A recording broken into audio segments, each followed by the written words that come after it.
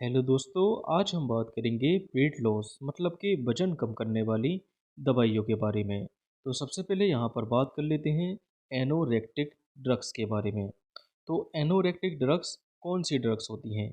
ये वे ड्रग्स होती हैं जो खाने की इच्छा को कम करती हैं। तो इन मेडिसिन को लेने के बाद खाने की इच्छा नहीं होती है। तो ये मेडिसिन फेनफ्लुरामाइन और फेंटिरामाइन और सिबब्यूटामाइन। तो इन मेडिसिन के अंत में देखिए रामायण शब्द देखने को मिलता है। तो देखिए इन मेडिसिन से कार्डियोवैस्कुलर डेथ होने का खतरा होता है। इसी कारण इन मेडिसिन को अब बैन कर दिया गया है। इसके अलावा ओलेस्ट्रा मेडिसिन क्या करती है?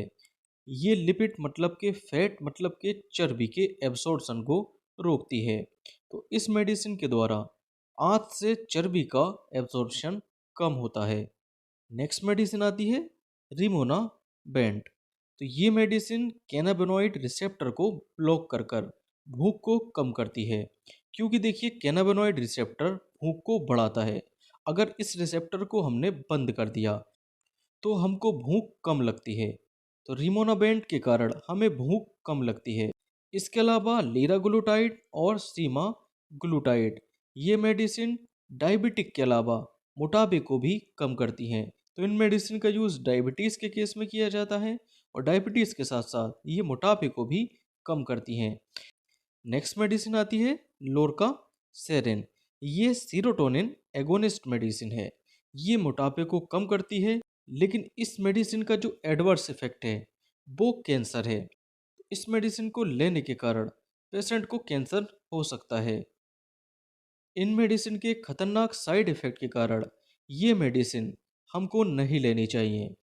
तो इसी कारण हमको नेचुरल तरीके से अपना वेट लॉस करना चाहिए।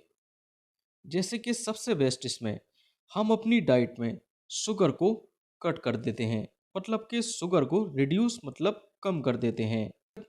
अगर देखिए हम शुगर अपनी डाइट में ज़्यादा लेते हैं तो उससे हमारी बॉडी पर क्या क्या असर होता है।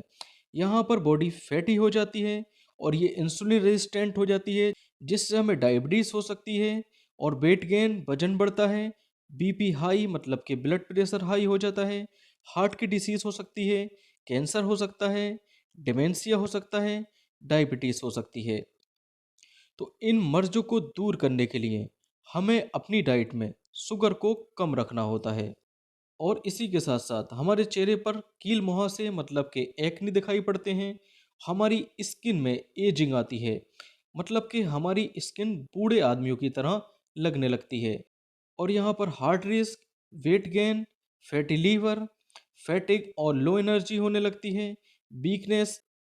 और जैसे जैसे देखिए शुगर बढ़ता है तो हमारी बॉडी में ये कोलेस्ट्रॉल को भी बढ़ाता है। Okay, thank you.